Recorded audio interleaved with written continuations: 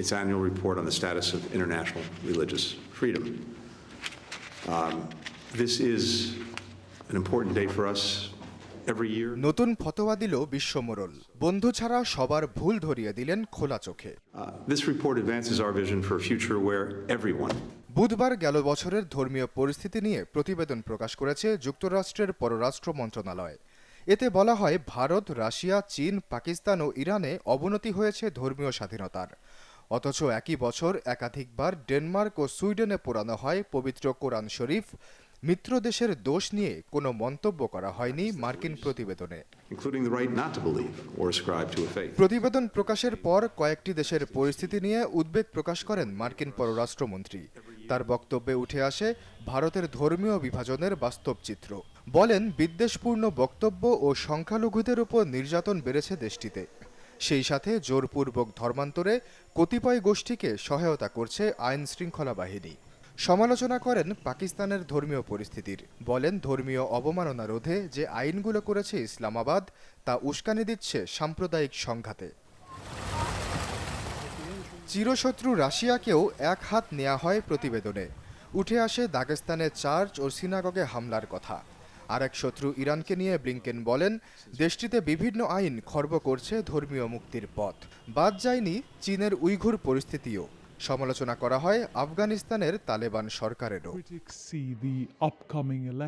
মার্কিন পররাষ্ট্রমন্ত্রীর বক্তব্যে উঠে এসেছে, যেসব দেশের নাম, প্রতিটির সাথেই যুক্তরাষ্ট্রের প্রতিযোগিতা নয়তো সংঘাত চলছে। অপরদিকে মিত্র ইউরোপ সম্পর্কে বলা হয়, 9টি ইউ দেশে এমন কিছু আইন আছে যা সংখ্যালঘুদের পোশাকের অধিকার খর্ব করছে। তবে প্রকাশ করা হয়নি সেসব দেশের নাম। হাঙ্গেরির নাম একবার এসেছে, তাও আবার ইহুদিদের উপর নিপীড়নের জন্য। ডেনমার্ক ও সুইডেনে বাক স্বাধীনতার নামে ধর্মীয় গ্রন্থ অবমাননার ইস্যুতেও নেই কোনো মন্তব্য। সন্তর্পণে এড়িয়ে যাওয়া হয়েছে জাতিগত নিধনের ইস্যুটিও। 250 দিনে 37,000-এর বেশি ফিলিস্তিনিকে হত্যাকারী ইসরায়েলের নামে নেই কোনো উদ্বেগ। আশ্বাস চৌধুরী, চ্যানেল 24।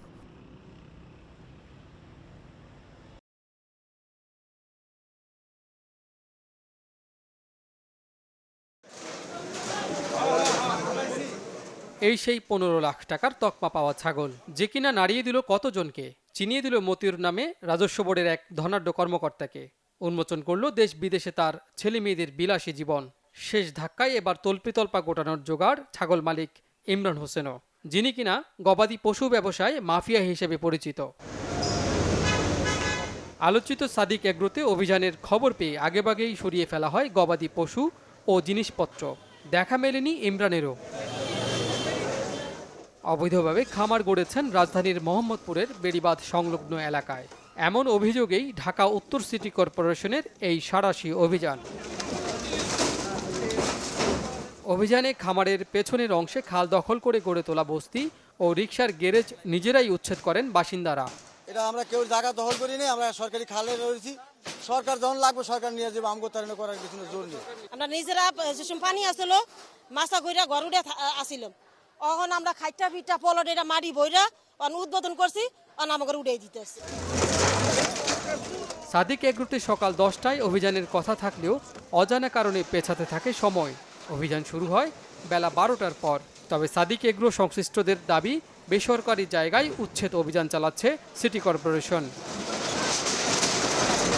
সিটি কর্পোরেশনের যে ডিমার্কেশনটা, সেই ডিমার্কেশনের ভিতরে কিন্তু সাদিক এগ্রো ফার্মটা নেই। সাদিক এগ্রো ফার্মটা, যেটা আমিও নিজে পর্যবেক্ষণ করে দেখলাম, এটা একটা প্রাইভেট জায়গার উপরে। মোহাম্মদপুর বেড়িবাঁধ সংলগ্ন সড়ক অবৈধভাবে দখল করায় সাদিক এগ্রোর আরও একটি খামার উচ্ছেদ করে ডিএনসিসি। অভিযান পরিচালনাকারীরা বলছেন, খাল বা সড়ক দখলকারী কাউকেই ছাড় দেয়া হবে না। রামচন্দ্রপুর খালের অবৈধ স্থাপনা উচ্ছেদের পর শুরু হয় খালের মাটি খননের কাজ। খালের জায়গায় কোনো কিছু রাখা নিয়ম নেই। আমরা সম্পূর্ণ এটা উদ্ধার করব এবং আজকের থেকে আমরা খাল খননের করব। স্পটে যে আছে আমি তাকেই তো নোটিশ করব, যে আমার খাল ভরাট করছে। সাদেক এগুলো এখানে হচ্ছে যে পানি দূষণ করছে, মাটি ভরাট এখানে হচ্ছে গরুর ব্যবসা, আমরা তাদেরকে নোটিশ করেছি। 2021 সালে মিথ্যা ঘোষণা দিয়ে ব্রাহ্মা জাতের গরু এনে বিমানবন্দরে ধরা পড়েন ইমরান। বিক্রি হওয়ার জন্য আমেরিকান ব্রাহ্মা আমাদের কাছে। কাজী ফয়সাল, চ্যানেল 24, ঢাকা। 3টা কোরবানিতে বিক্রি করতে যাচ্ছে বাকি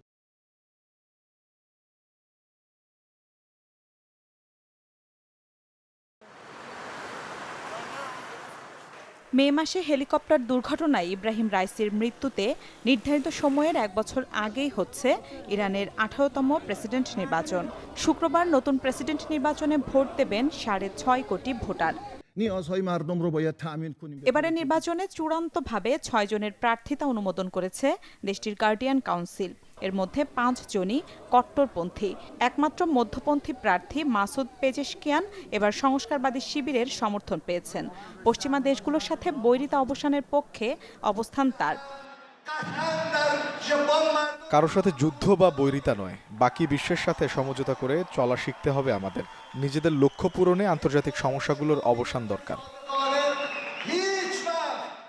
ইরানের জনসংখ্যার প্রায় 60% তরুণ। বিশেষজ্ঞরা বলছেন এবারের নির্বাচনে বড় নিয়ামক হয়ে উঠতে পারে তাদের ভোট। 2022 সালের হিজাব বিরোধী আন্দোলনের প্রভাবও পড়তে পারে নির্বাচনে। তবে কিছুটা ভিন্ন আভাস দিচ্ছে দেশটির জরিপ সংস্থাগুলো, যাতে প্রেসিডেন্ট হওয়ার দৌড়ে এগিয়ে দেশটির সর্বোচ্চ নেতা খামেনির অনুগতরাই। আর এতে সামনের সারিতে রয়েছেন দেশটির পার্লামেন্টের রক্ষণশীল স্পিকার ও রেভলিউশনারি গার্ডের সাবেক প্রধান মোহাম্মদ বাকের কালিবাফ ও পারমাণবিক কূটনীতিক সাইদ জালিলি। যারা শুধু বিদেশি বিনিয়োগের আশায় আছে তারা জানেন না আগামী 4 বছরের মধ্যে প্রবৃদ্ধি 8% পর্যন্ত বাড়ানো সম্ভব। সেই সুযোগ আছে আমাদের। আন্তর্জাতিক রাজনীতিতে ইরানের প্রেসিডেন্টের পদটি বেশ গুরুত্বের সাথে বিবেচনা করা হলেও দেশটির প্রকৃত ক্ষমতা আসলে সর্বোচ্চ নেতার হাতে। বৈদেশিক বা পারমাণবিক নীতির মতো রাষ্ট্রীয় বিষয়ের চূড়ান্ত সিদ্ধান্ত নেন তিনি। মিলা খন্দকার, চ্যানেল 24।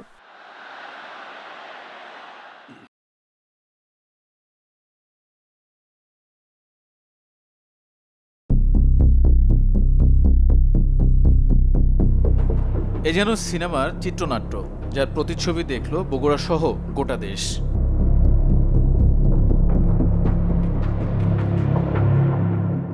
কুড়িগ্রামের ভুরুঙ্গামারীর নজরুল ইসলাম ওরফে মজনু, নরসিংদীর মাধবদীর আমির হোসেন, বগুড়ার জাকারিয়া ও ফরিদ শেখ। ফাঁসির দণ্ডপ্রাপ্ত এই 4 আসামি কারাগার থেকে পালিয়েও পার পায়নি, ধরা পড়ে পুলিশের জালে। 14টির বেশি সিসি ক্যামেরা আর কারারক্ষীর চোখ এড়িয়ে 25 দিনের পরিকল্পনা কিভাবে সফল করলো তারা, এমন প্রশ্ন এখন সবার। বগুড়ার জেলা কারাগারে প্রায় 1000-এর ধারণ ক্ষমতা থাকলেও কয়েদি 2000-এর বেশি।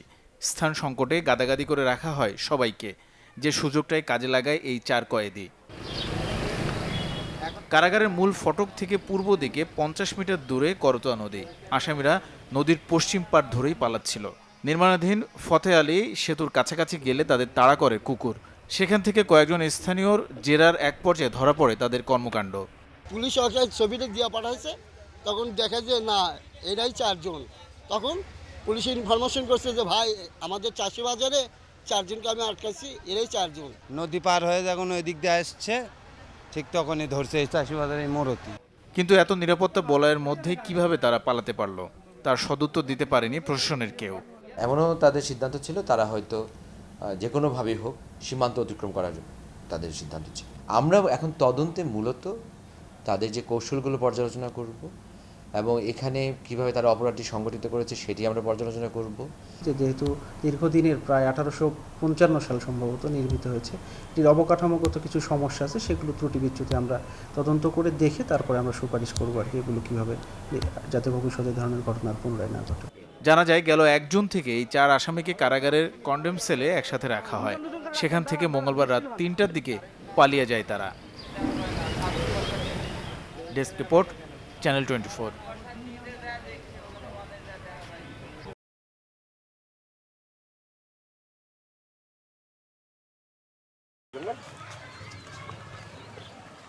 দেখতে অনেকটা ফুল গাছের মতো এই উদ্ভিদের নাম পার্থেনিয়াম। কয়েক বছর ধরে দেখা মিলছে সিরাজগঞ্জের বিভিন্ন এলাকায়। বেশি দেখা যাচ্ছে সড়ক মহাসড়কের পাশে, ছেয়ে যাচ্ছে ফসলের মাঠ, বাদ যাচ্ছে না বাড়ির আঙিনায়ও। তবে বিষাক্ত এই গাছ সম্পর্কে একেবারেই অন্ধকারে সাধারণ মানুষ। এই গাছটা অনেক দিন হলো আমাদের এই জায়গায় আছে, কিন্তু কেটে ফেলায় আবার হয়, পোলাপান ফুল তোলে খেলে, আবার এর মধ্যে কিছুদিন হলো হয়েছে। কি গাছ আপনার নাম জানি না। এখন এই যে নতুন নতুন ফুল গাছ হওয়াতে আমাদের বিশেষ সমস্যা হয়ে যাইতেছে। এই যে একদিন আমি এই গাছগুলোতে হাতানোর ফলে আমার এইখান দিয়ে আপনার চুলকানির মতো হয়ে গেছে এইখান দিয়ে। তো আমরা এগুলোতেও অনেক সমস্যা, আমরা কাটার পরেও এগুলো আবার হয় এগুলো আসলে নিরাসনের কোনো বুদ্ধি পাইতেছি না আমরা। বিশেষজ্ঞরা বলছেন, সাধারণ আগাছার মতো দেখতে এই উদ্ভিদ মারাত্মক ক্ষতি করে ফসলের। শুধু তাই নয়, এর সংস্পর্শে আসলে শ্বাসকষ্ট, চুলকানির মতো রোগ হতে পারে মানুষ ও পশু পাখির।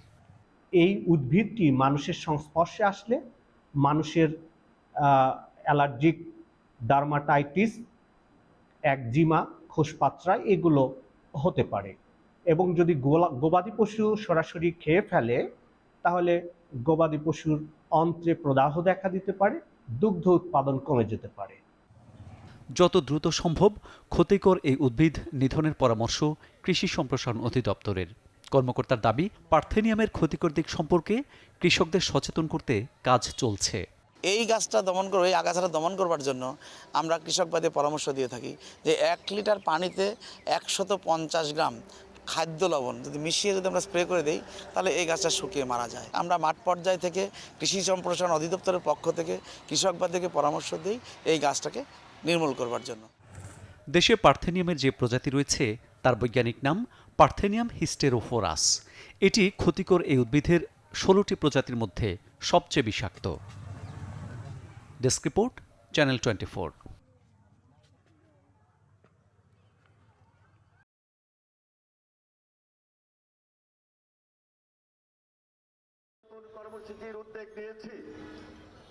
বিএনপি চেয়ারপারসন বেগম খালেদা জিয়ার মুক্তির দাবিতে কেন্দ্রীয় কার্যালয়ের সামনে মানববন্ধন করে নারী ও শিশু অধিকার ফোরাম। এতে বেগম জিয়ার চিকিৎসার ইস্যুসহ উঠে আসে প্রধানমন্ত্রীর ভারত সফরে করা বিভিন্ন চুক্তির প্রসঙ্গ।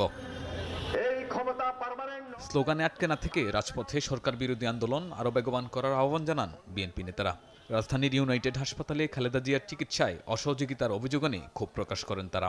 যদি আমরা আমাদের নেত্রীকে মুক্তি করতে চাই, একটাই রাস্তা আমাদের সামনে এখন খোলা, সেটা হলো রাজপথে নেমে এই স্বৈরাচারী সরকারকে, এই অনির্বাচিত সরকারকে, এই অবৈধ সরকারকে উৎখাত করা। তারা সমস্ত গণতান্ত্রিক প্রতিষ্ঠান ধ্বংস করে জোর করে বিনা নির্বাচনে ক্ষমতা দখল করে আছে। তারা জানে যে তার এই যদি খালেদা জিয়া যদি মুক্ত থাকে তাহলে তাদের ওই সিংহাসন থাকবে না। আমরা বলতে চাই, কারো করুণা কৃপা চাই না। আমরা আমাদের অধিকার, আমরা জনগণকে নিয়ে আমাদের অধিকার প্রতিষ্ঠিত করব। আমাদের এনি বলেছেন, খালেদা জিয়ার মুক্তি মানে জনগণের মুক্তি, খালেদা জিয়ার মুক্তি মানে গণতন্ত্রের মুক্তি। কথাটাই সত্য। নিজের স্বার্থের জন্য সরকার দেশকে বিক্রি করছে এই অভিযোগ করে বিএনপি মহাসচিব বলেন, সীমান্তে প্রতিদিন বাংলাদেশিরা প্রাণ হারালেও তা নিয়ে কোনো কথাই বলেননি প্রধানমন্ত্রী। বাংলাদেশের অস্তিত্ব বিপন্ন হয়ে পড়েছে। আপনারা দেখেছেন যে সমস্ত চুক্তি করা হচ্ছে, সমঝোতা করা হচ্ছে, সেটা পুরোটাই বাংলাদেশের পক্ষে নয়। অভিন্ন নদীগুলোর পানি বন্টনে কোনো সমস্যা রইল না। এইভাবে আপনার দেশকে পুরোপুরিভাবে ভারতের কাছে একেবারে জিম্মি করে দিচ্ছে। জনগণের স্বার্থ খর্ব হয় এমন কিছু না করতে সরকারের প্রতি আহ্বান জানান মির্জা ফখরুল ইসলাম আলমগীর। দেশের সঙ্গে এই বিদ্রোহ করবেন না, বেইমানি করবেন না। শাহনেওয়াজ বাবলু, চ্যানেল 24, ঢাকা।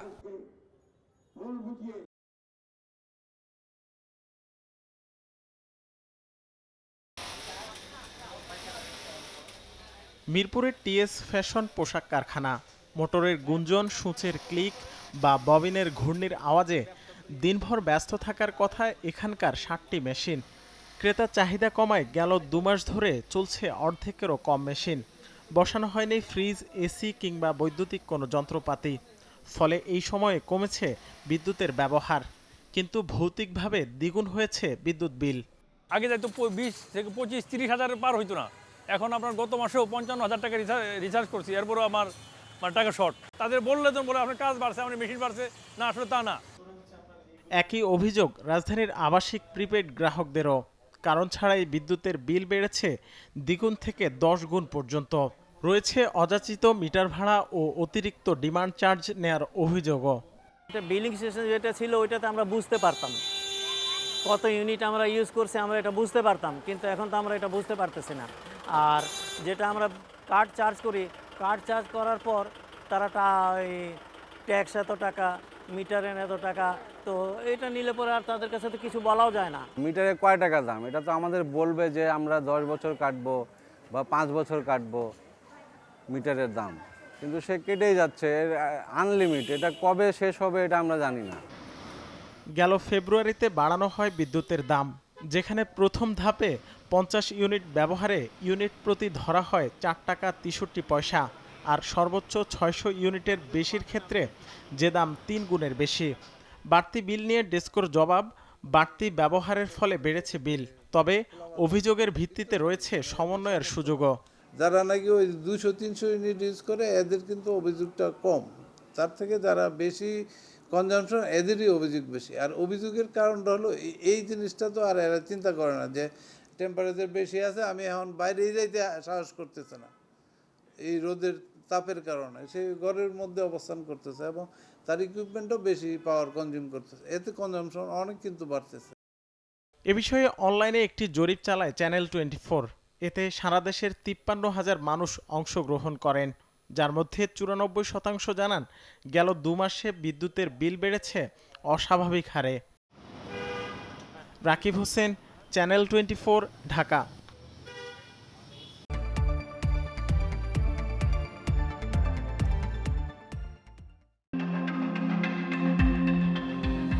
আকাশ পাতাল, দেশ বিদেশ, জল স্থল, এমন কোনো জায়গা নেই যেখানে অভিযান হয়নি এমপি আনোয়ারুল আজিম আনার হত্যার ঘটনায়। এরই মধ্যে মাস্টারমাইন্ড শাহিন ছাড়া অন্য সব আসামি গ্রেপ্তারের দাবি করেছে গোয়েন্দা পুলিশ। তবে সবকিছু হলেও এখনও হত্যার মূল কারণ বের করতে পারেনি গোয়েন্দা পুলিশ। সবশেষ বুধবার খাগড়াছড়ি থেকে ফয়সাল ও মুস্তাফিজকে গ্রেপ্তার করে গোয়েন্দা পুলিশ। জানায়, কলকাতায় বন্ধু গোপালের বাসা থেকে বের হওয়ার পর আনারকে নিয়ে সঞ্জীবা গার্ডেনের সেই ফ্ল্যাটে নিয়ে যায় ফয়সাল। হত্যার বিষয়টি আনার বুঝে ফেললে ক্লোরোফর্ম দিয়ে তাকে অচেতন করে মুস্তাফিজ। হত্যার পর 19 মে দেশে পালিয়ে আসে তারা। পেশায় ফয়সাল ও মুস্তাফিজ ট্রাক ড্রাইভার। কিলিং মিশনে অংশগ্রহণ করা শিমুল ভুইয়ার নেতৃত্বে যে 7 জন ছিল, আপাতত দৃষ্টিতে আমাদের তদন্তের প্রাথমিক পর্বে এই 7 জনই গ্রেপ্তার হয়েছে। আজিম হত্যার মামলায় এখন পর্যন্ত 9 জন গ্রেপ্তার হলেও হত্যার মূল কারণ জানতে পারেনি গোয়েন্দারা। হত্যাকাণ্ডের যে মোটিভটা অবশ্যই আছে, সুনির্দিষ্ট মোটিভটা তো এখনো আমরা সঠিকভাবে বলতে পারছি না। তবে আমরা যেহেতু অনেকগুলি প্রায় 9 জন টোটাল আসামি গ্রেপ্তার হয়েছে, আমরা 2 জনকে সর্বশেষ আমরা গ্রেপ্তার করেছি। এই হত্যার মাস্টারমাইন্ড আখতারুজ্জামান শাহিন এখনো পলাতক। তাকে ধরতে ইন্টারপোলের সহযোগিতা চেয়েছে বাংলাদেশ। ফয়সাল হোসেন, চ্যানেল 24, ঢাকা।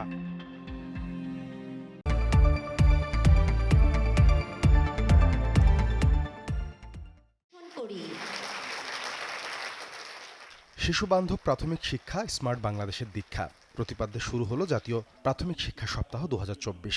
রাজধানীর ওসমানী স্মৃতি মিলনায়তনে যার উদ্বোধন করেন প্রধানমন্ত্রী শেখ হাসিনা। অনুষ্ঠানে জাতীয় পর্যায়ে 18 ক্যাটাগরিতে 36 জন শিক্ষার্থীকে দেয়া হয় পদক। পাশাপাশি শিক্ষা কার্যক্রমে অসামান্য অবদান রাখায় 3 প্রতিষ্ঠান ও 15 ব্যক্তি পান প্রাথমিক শিক্ষা পদক 2023। বক্তব্যে প্রধানমন্ত্রী শিক্ষাক্ষেত্রে নেয়া সরকারের নানা পদক্ষেপ তুলে ধরেন। জানান, জনকল্যাণমুখী শিক্ষা গড়ে তোলাই এই সরকারের লক্ষ্য। প্রি প্রাইমারি আমরা চালু করি, আর প্রি প্রাইমারি 1 বছরের জন্য, এখন আমরা সেটা 2 বছরের জন্য করতে চাচ্ছি। সেটা পড়াশোনা না, বাচ্চারা যাবে, একসাথে বসবে, সবাই বন্ধু বান্ধবে খেলাধুলা করবে। ওই খেলাধুলার মধ্য দিয়ে থেকেই তাদের ভিতরে যে সুপ্ত মেধাটা আছে, সেই মেধাটা কিভাবে বিকশিত করা যায়, সেই ধরনের ব্যবস্থা আমাদের নিতে হবে। স্কুলে খাদ্য কার্যক্রম পরিচালনায় কমিউনিটি পর্যায় থেকে পরিবার পর্যন্ত সবাইকে অংশগ্রহণের আহ্বান জানান প্রধানমন্ত্রী। প্রয়োজনীয়তা তুলে ধরেন প্রযুক্তি জ্ঞান সম্পন্ন দক্ষ জনশক্তি গড়ে তোলার। এই যে প্রযুক্তি জ্ঞান সম্পন্ন দক্ষ জনশক্তি, এই ছোট্টবেলা থেকেই, শিশুকাল থেকেই ধীরে ধীরে তারা সেইভাবে গড়ে উঠবে, দেশপ্রেমে উদ্বুদ্ধ হবে এবং দেশের উন্নয়নে তাদের চিন্তা ভাবনা, তারা আরও নতুন নতুন উদ্ভাবনী শক্তি দিয়েই দেশকে সামনের দিকে এগিয়ে নিয়ে যাবে, সেটাই আমি চাই। কাজে আজকের শিশু আগামী দিনের নাগরিক, যারা একদিন এদেশের কর্ণধার হবে। পরে শিক্ষার্থীদের অংশগ্রহণে মনোজ্ঞ সাংস্কৃতিক পরিবেশন উপভোগ করেন প্রধানমন্ত্রী সহ উপস্থিত সবাই। সাদবিন শফিক, চ্যানেল 24, ঢাকা।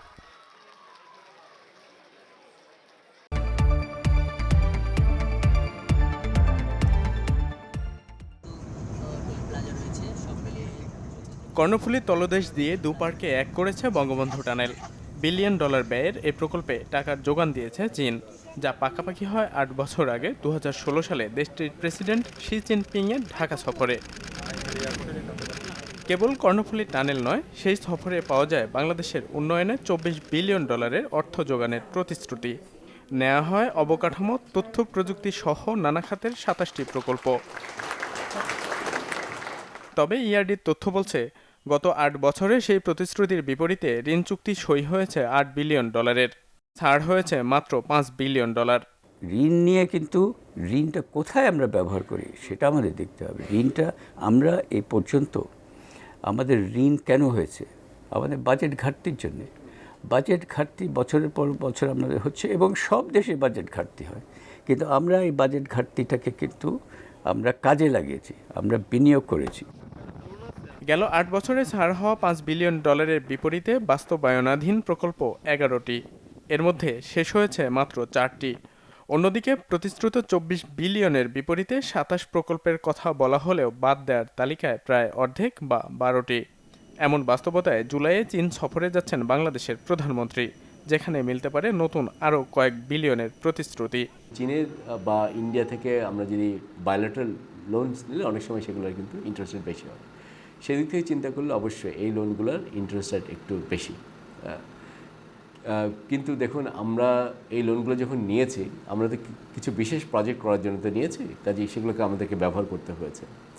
তো সুতরাং ইন্টারেস্ট রেট বেশি, কিন্তু এটাও মনে রাখতে হবে যে ওডিআই লোন আপনি চাইলেই তো পাবেন না, সেটারও কিন্তু সরবরাহ লিমিটেড। কাজেই বাংলাদেশকে একটা ব্যালেন্স তৈরি করতে হয়েছে। আমরা যে টাকা বা বিদেশের যে টাকা, যে মুদ্রা আমরা নিব, সেগুলোকে সঠিকভাবে সুষ্ঠুভাবে ব্যবহার করার সক্ষমতাও তো একটা বড় বিষয়।